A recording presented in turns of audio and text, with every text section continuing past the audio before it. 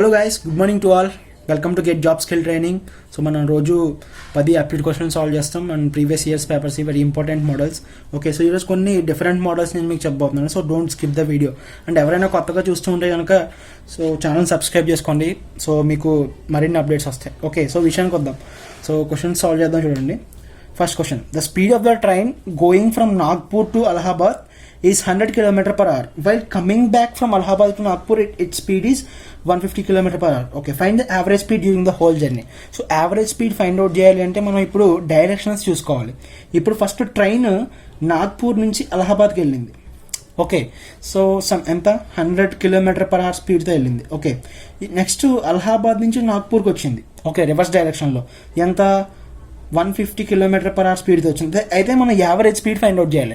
Average అంటే మనం ఇప్పుడు 100 + 150/2 వేసి దట్స్ నాట్ కరెక్ట్. ఓకే, ఇప్పుడు డైరెక్షన్స్ చేంజ్ అయింది. ఇలా వెళ్ళినప్పుడు ఒక డైరెక్షన్, సో ఇలా వెళ్ళినప్పుడు ఇంకో డైరెక్షన్ కదా.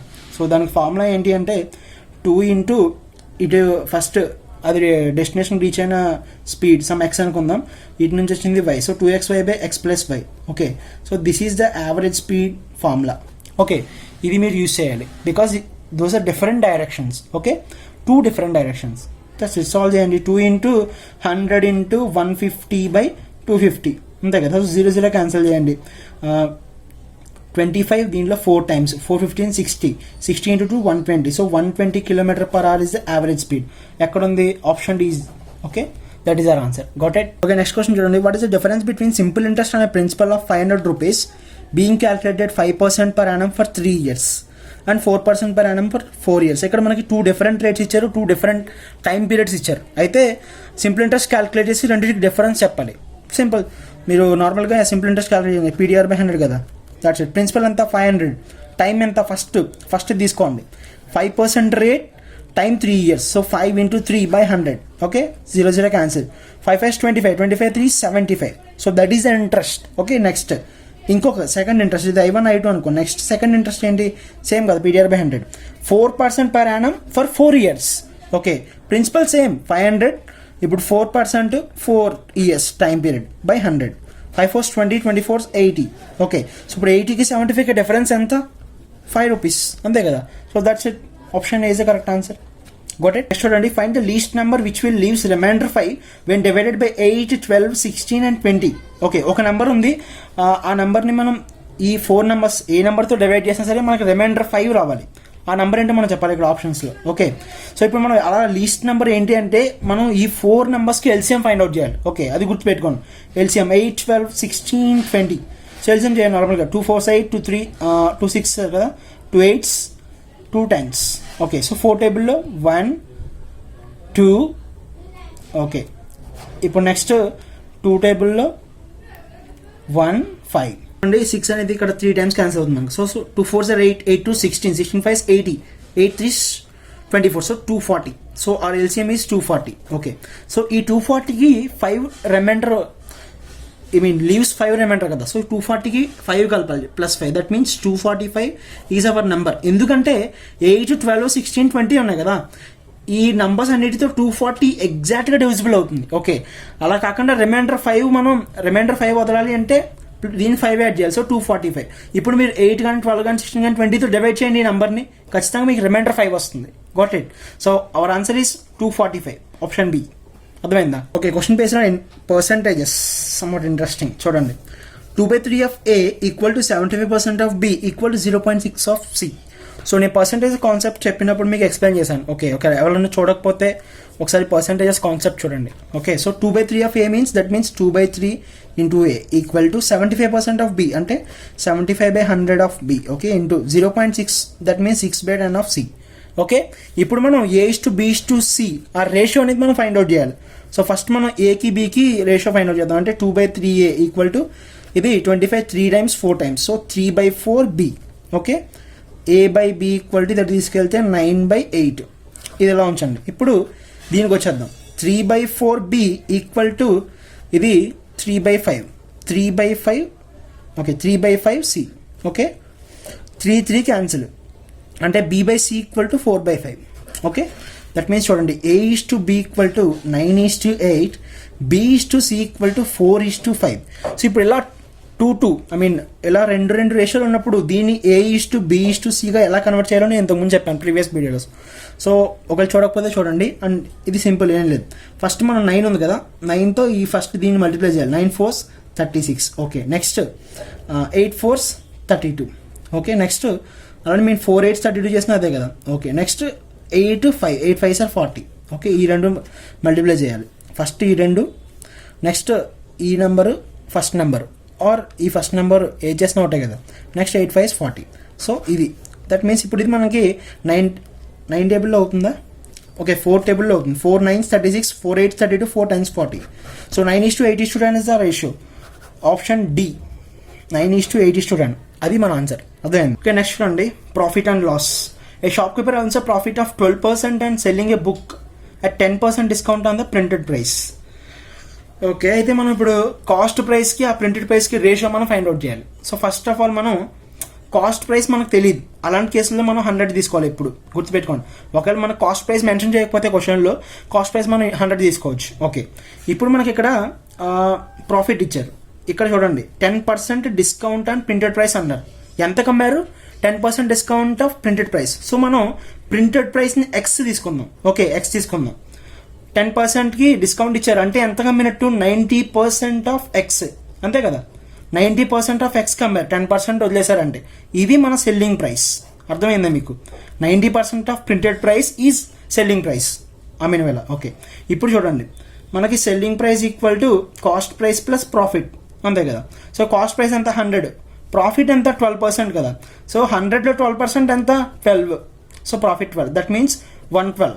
సో సెల్లింగ్ ప్రైస్ వస్తుంది మనకి 112. ఇప్పుడు 90% of X equal to selling price. ఇది యూజ్ చేస్తే మనకి మార్కెట్ ప్రైస్ వచ్చేస్తుంది. దట్ మీన్స్ ప్రింటెడ్ ప్రైస్ వస్తుంది. అప్పుడు రేషియో కనుక్కోవచ్చు. ఓకే, 90% అంటే 90/100 into X equal to selling price 112. Okay, ఇప్పుడు ఎక్స్ ఈక్వల్ టు ఏమవుతుంది? 112 ఇంటూ 100/90. ఓకే, ఇది ఏంటిది? ఎక్స్ అనేది ఏంటిది? Printed price. ఇప్పుడు మనం ఏమడుగుతున్నారు? Ratio of cost price and printed price. Cost price ఎంత? 100 డివైడెడ్ బై ఇది 112 ఇంటూ 100/90. సో 100 క్యాన్సిల్ అవుతుంది అంటే 90/112. కాస్ట్ ప్రైస్కి ప్రింటెడ్ ప్రైస్కి రేషియో. అర్థమైందా? That means 90:112. అంటే ఇది మనం ఇంకా సింప్లిఫై చేయొచ్చు. 245 to 56. సో 45:56. అది మన ఆన్సర్. అంటే ఆప్షన్ ఏ. అర్థమైందా?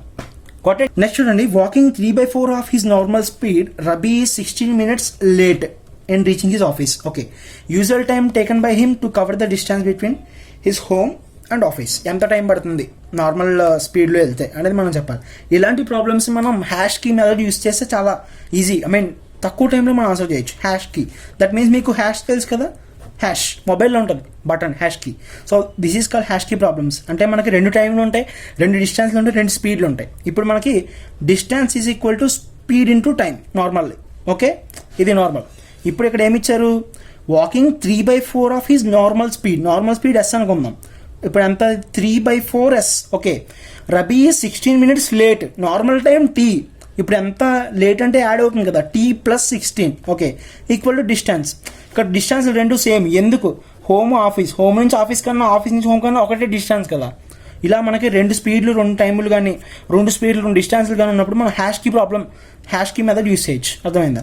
2 డిస్టెన్స్లు ఈక్వల్ కదా. అంటే ఇక్కడ ఏముంది చూడండి, S into T equal to 3/4s into T plus 16, అంతే కదా. Okay, ST equal to I mean ఇక్కడ ఎస్ఎస్ క్యాన్సిల్ చేసేయండి. అంటే T equal to 3/4 into T plus 16, అంతే కదా. ఇది తీసురండి. 4t equal to 3t plus 316 48. So 40 minus 3t T equal to 48 minutes. So actual time 48 నిమిషాలు.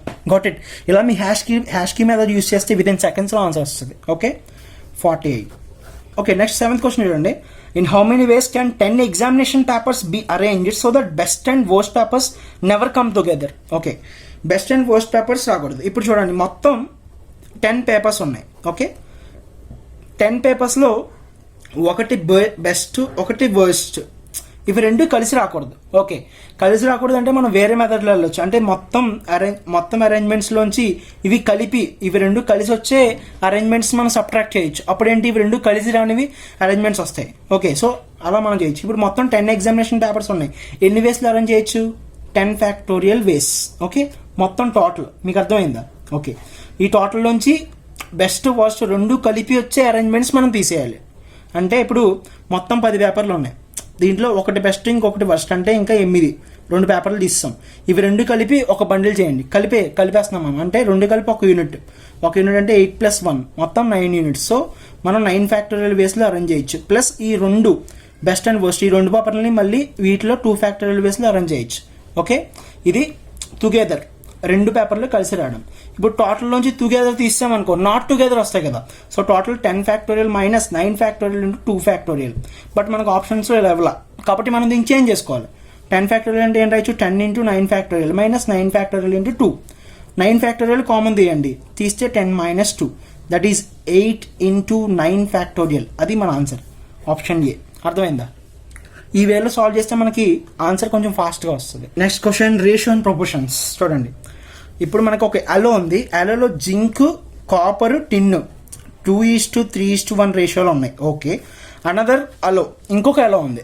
మొత్తం ఇక్కడ 2 అలోస్ ఉన్నాయి. అనదర్ అలోలో ఏంటి, కాపర్, టిన్, లెడ్. రేషియోస్ ఏంటి, 5:4:3. ఓకే, ఇప్పుడు ఇక్కడ చూడండి, if equal weights of both allows that means ఈ అలో ఎంతైతే వెయిట్ ఉందో ఈ అలో కూడా అంతే వెయిట్ ఉంటుంది. ఓకే, రెండు వెయిట్లు ఈక్వల్. ఇవి రెండు కలిపి మెల్ట్ చేసి ఒకటిగా చేస్తే మనకి ఒక థర్డ్ అలో అనేది ఫామ్ అవుతుంది. ఫామ్ అయితే దాంట్లో లెడ్ వెయిట్ ఎంతో మనల్ని అడుగుతున్నారు, లెడ్ వెయిట్. ఓకే, సో ఇప్పుడు ఇది తీసుకుందాం మనం, కాపర్, టిన్, లెడ్. ఎందుకంటే మనకు లెడ్ కావాలి కదా, దీని మీద మనం ఫోకస్ పెట్టాలి. కాబట్టి మనం ఇది 5 యూనిట్స్, 4 యూనిట్స్, 3 యూనిట్స్. ఇది మనం ఒక్కొక్కటి ఒక్కో యూనిట్ అనుకుందాం. అంటే 5+4+3 దట్ మీన్స్ మొత్తం 12 కేజెస్ అనుకుందాం. ఓకే, అయితే ఇప్పుడు ఇక్కడ ఇది ఎంత వస్తుంది, 2+3 ఎంత, 5+1 6. ఇక్కడ 6 కేజీలు వచ్చింది చూడండి. ఇది అంటే మనం ఇది 2 యూనిట్స్ 2 కేజెస్ అనుకుందాం. దట్ మీన్స్ ఒక్కొక్క యూనిట్ ఒక్కొక్క కేజీ అనుకుందాం. మీకు అర్థమైందా? మొత్తం ఇక్కడ 6 కేజీలు వచ్చింది. ఇవన్నీ కలిపితే 12 కేజీలు వచ్చింది. కానీ రెండు ఈక్వల్ అవ్వాలి కదా. అంటే ఏం చేయాలి, దీన్ని 2తో మల్టిప్లై చేయాలి. దట్ మీన్స్ ప్రతిదాన్ని 2తో మల్టిప్లై చేయాలి. ఓకే, అంటే 2 4, ఓకే 6, ఇది 2, అలా మనకు 12 అవుతాయి. మీకు అర్థమైందా? అంటే సో ఈ రెండు కలిపితే కొత్త అలో ఎలా రావాలి అంటే చూడండి, zinc, copper, tin, lead. Okay, so కొత్త అలోలు ఏమవ్వాలి, రెండు ఈక్వల్ కదా. కాబట్టి ఇది చూడండి, జింక్ 2 ఉంది కదా, యాక్చువల్లీ మనం దీన్ని 2తో మల్టిప్లై చేయాలి. అంటే ఇది 4 అవుద్ది, 2తో మల్టిప్లై చేయాలి 6 అవుద్ది. ఇది 2తో మల్టిప్లై 2 అవుద్ది. 4 6 10 10 2 12 సరిపోయిందా? ఇప్పుడు రెండు వెయిట్లు సరిపోయినాయా? ఇప్పుడు జింక్ 4 ఉంటుంది. నెక్స్ట్ కాపర్ ఎక్కడ యాడ్ చేయాలి. కాపర్ ఇక్కడ ఎంత, 6. ఇక్కడ కాపర్ ఎంత, 5. 6+5 ఎంత, 11. ఓకే, ఇక్కడ టిన్ ఇక్కడ ఎంత, 2. ఇక్కడ ఎంత, టిన్ 4. 2+6 4. ఓకే, 2 4 6 అయిపోయింది. లెడ్ ఇక్కడ లేదు, ఇంకా ఇక్కడ ఒక చోట ఉంది కాబట్టి 3. ఇది మనం కొత్తగా మనం తయారు చేసిన అలో యొక్క రేషియో, అదే ఈ రేషియోస్. ఇప్పుడు మనం ఏం చేయాలి, లెడ్ మెటల్ యొక్క వెయిట్ కనుక్కోవాలి. అంటే ఏం చేయాలి, 3 మొత్తం పార్ట్స్ 4 11 15 6 21 + 24 3/24 అంటే 1/8 కేజీలు. అర్థమైందా? ఇలా మనం సాల్వ్ చేయాలి. So option B 1/8 kgs is answer. Got it? Next చూడండి, question based on calendars. What was the day of the week on 28th May 2006? సో మనం క్యాలెండర్స్ ప్రాబ్లమ్ సాల్వ్ చేసేటప్పుడు ఫస్ట్ మనం ఒక దగ్గరలో ఉన్న సెంచరీని వెతుక్కోవాలి. 2006 కదా, దగ్గరలో ఉన్న సెంచరీ ఏంటి, 2000. That's it. ఓకే, సో ఇప్పుడు 2000కి 0 odd days. ఓకే, ఇప్పుడు ఇంకా 6 years ఉన్నాయి కాబట్టి మనం 2006లో మనం మేలో చూడాలి కాబట్టి మనం 2005 వరకే తీసుకోవాలి. అంటే 2005 వరకే తీసుకుంటే 5 సంవత్సరాలు. ఈ 5 సంవత్సరాల్లో ఒక లీప్ ఇయర్ ఉంది కదా, 2004 leap year.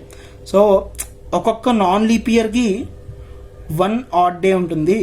Okay, non leap ఇయర్కి ఒక లీప్ ఇయర్కి 2 odd days ఉంటాయి. ఓకే, సో ఇప్పుడు దీంట్లో మొత్తం 4 నాన్ లీప్ ఇయర్లు ఉన్నాయి, ఒక లీప్ ఇయర్ ఉంది. అంటే 4 నాన్ లీప్ ఇయర్కి ఇప్పుడు ఏం చెప్పాను, ఒక్కొక్క నాన్ లీప్ ఇయర్కి ఒక్కొక్క odd day. 4 నాన్ లీప్ ఇయర్లకి 4 odd dayలు, ఒక లీప్ ఇయర్కి 2 4 + 2 6.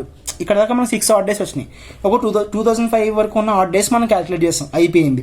ఇప్పుడు 2006లో మే 28 దాకా తీసుకోవాలి. 2006లో జనవరి, ఫిబ్రవరి, March, April. Okay, odd days అన్ని మనం క్యాలిక్యులేట్ చేయాలి. odd days మనకి ఎలా వస్తాయంటే ఒక నెంబర్ ఆఫ్ డేస్ని మనం 7తో డివైడ్ చేయాలి. అర్థమైందా? ఇప్పుడు జనవరిలో 31 రోజులు ఉంటాయి, 7తో డివైడ్ చేయండి, 7 4 28. ఇంకా ఎన్ని మిగిలినాయి, 3 అలా అనమాట. ఫిబ్రవరిలో 0 ఎందుకంటే 28 ఉంటాయి. ఇది 2005 కాబట్టి non leap year. Next March మళ్ళీ 31 కదా. నెక్స్ట్ ఏప్రిల్ 30 అంటే 2 ఉంటాయి. నెక్స్ట్ మే ఉంది కదా, మే ఇక్కడ ఎంత డేట్ ఇచ్చే 28, ఆ 28 తీసుకోవాలి. ఓకే, ఇప్పుడు 3 + 3 6, దీంట్లో 2 ఉంది కదా, 2ని 1 + 1 రాయింది. 6 + 1 7 అంటే మనం తీసేయాలి, ఇంకా ఆ 7 తీసేయాలి మొత్తం. ఇప్పుడు ఇంకా 1 ఉంది ఇక్కడ. ఈ 1 ఇక్కడ ఎంత ఉన్నాయి, 6 రోజులు వచ్చినాయి కదా ముందు. 1 + 6 7 అంటే ఇవి మనం కొట్టేయాలి. నెక్స్ట్ 28ని 7తో డివైడ్ చేయండి. 7 4 28, రిమైండర్ ఎంత 0 వచ్చింది. సో 0 వచ్చింది అంటే అది Sunday. Okay, so our answer is Sunday. Actually మీరు గుర్తుపెట్టుకోండి, ఇది యూస్ చేసినప్పుడు 0 నుంచి స్టార్ట్ అవుద్ది. 0 అంటే సండే, 1 అంటే మండే, 2 అంటే ట్యూస్డే అండ్ సో ఆన్ అలా. ఓకే, సో 0 వచ్చింది కాబట్టి మనకి Sunday is our answer. Got it. Next question based on clocks. Okay, reflex angle between hands of clock 10:25. So మనకి యాంగిల్ ఫైండ్ అవుట్ చేయడానికి ఫార్ములా ఉంది, నేను మీకు చెప్పాను ముందే. Data = 30h - 11/2m. Okay, modulus 30 into hour ఏంటి 10 hours. Okay, -11/2 into minutes 25 minutes. Okay, అంటే 300 minus ఇది 11 × 25. 11 × 25 అంటే ఎంత అవుతుంది, 25 275/2. ఓకే, ఇక్కడ 600 - 275/2. 600 అంటే 325/2. ఓకే, 325/2 వచ్చింది. బట్ ఇక్కడ మనల్ని రిఫ్లెక్స్ యాంగిల్ అడిగారు. రిఫ్లెక్స్ యాంగిల్ అంటే దాని అర్థం ఏంటి అంటే, ఇప్పుడు ఫర్ ఎగ్జాంపుల్ 1025 కదా, అంటే ఎలా ఉందనుకుందాం 1025 అంటే ఇది 325/2. రిఫ్లెక్స్ యాంగిల్ అంటే ఈ వెనకాల ఉన్న యాంగిల్. ఇది రావాలి అంటే మొత్తం 360 కదా, 360లోంచి ఇది మనం సబ్ట్రాక్ట్ చేయాలి. సో 360 - 325/2 చేశారనుకోండి మీరు, then you will get 197 degrees. అది మీకు వచ్చేది. Got it. So 197 degrees is the answer. ఇలా రిఫ్లెక్స్ యాంగిల్ సాల్వ్ చేయాలి. సో మీకు అర్థమైంది అనుకుంటున్నాను. మీకు ఏమైనా డౌట్స్ ఉంటే కదా కామెంట్లో మెన్షన్ చేయండి. అలానే డిస్క్రిప్షన్లో మా ఇన్స్టాగ్రామ్ అండ్ ఫేస్బుక్ పేజెస్ ఉన్నాయి, అవి ఫాలో అవ్వండి, మీకు మరిన్ని అప్డేట్స్ వస్తాయి. Okay, thanks for watching. Bye bye.